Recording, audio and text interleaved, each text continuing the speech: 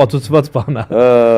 Որ մկային շրջանակներ, այդ թվում մեզ հարազատ ընդդիմադիր շրջանակներից, որոնք ակնկալիքներ ունեին, գուցե այդ ակնկալիքները ձևակերպված չէին, բայց զրույցներում,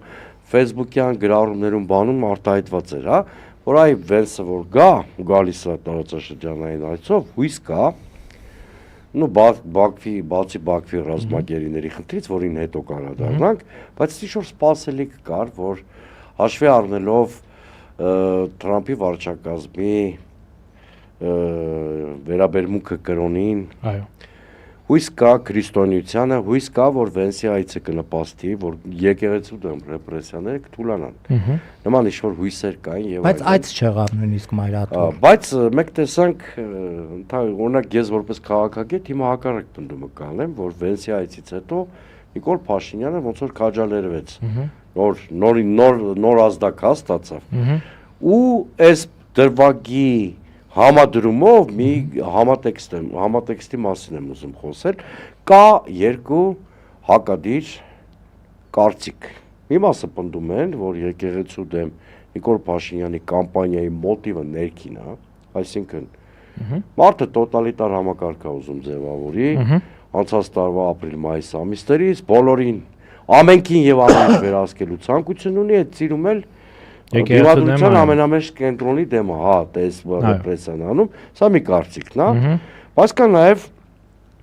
այլ կարծիք, որ այս կամպանիան ունի արտաքին հստակ շահառուներ, ընդ որում այդ արտաքին շահառուների մեջ էլ ոմանք պնդում են միայն Բաքվին ու Անկարային, մյուսները պնդում են անում, որ սրա հետևում արևմտյան ինչ-որ շրջանակներ են կանգնած, մասնավորապես այն բանի բերումով, որ Մերձավոր Արևելքում հայկական գործոնը թուլացվի։ Դուք ո՞րն եք արժանահավատ այս խայտաբղետ կարծիքների մեջ համարում։ Իսկ հնարավոր է երկուսն էլ իրար հետ վերցնել, հա։ Ես օրինակ երկուսի համադրման կողմ։ Այն հայտնի հաղորդմանը որ ասում եմ, ես նախընտրում եմ գումարը, չէ՞։ Հիմա ես նախընտրում եմ երկու տարբերակներ, որովհետև ես կարծում եմ, որ մենք իրականում գործ ունենք մի իրադրության հետ, որը միաժամանակ մի քանի խնդիր է լուծում, հա, այն որ ասում եմ մեկ հարվածով երկու թիրախ, այս պարագայում իրականում ավելին են այդ թիրախները։ Անշուշտ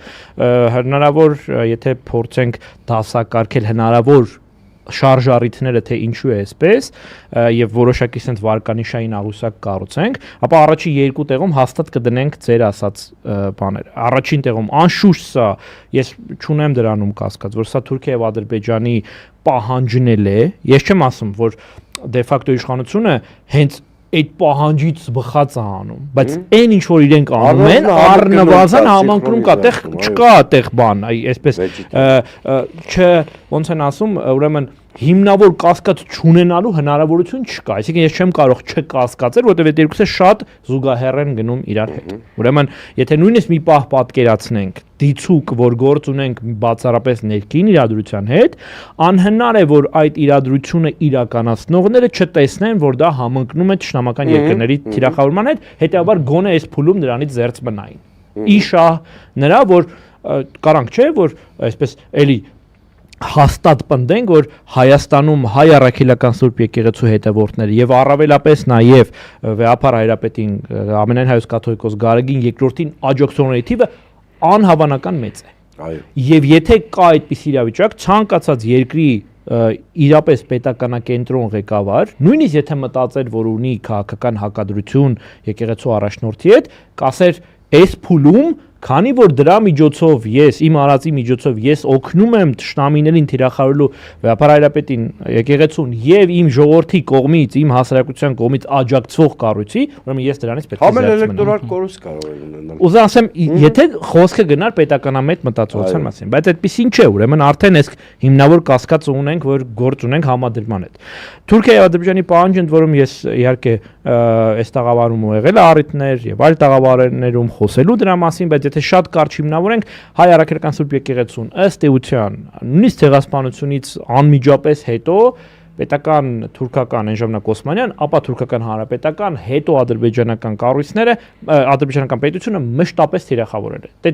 բանից դուրս է։ Ես միշտ այդ օրինակը բերում եմ, չեմ զրան այդ օրինակը եւս մեկ անգամ բերելու 2020 թվականի նոյեմբերի 17 Թուրքիայի խորհրդանի նիստ, որտեղ քննարկում են հաղթանակը, այսպես, հա, ճակերտներում Ղարաբաղում, եւ այդ ժամանակ շարունակում են խոսել այն մասին, որ այդ պահին Արամ առաջինը հայտարարություն է տարածել, ընդ որում իրանց համար տես տարբերակում չկա Կիլիկի Հայչմիածին։ Հա, իհարկե։ Բանը, հա, իրանց համար նույն շտամին է, հա։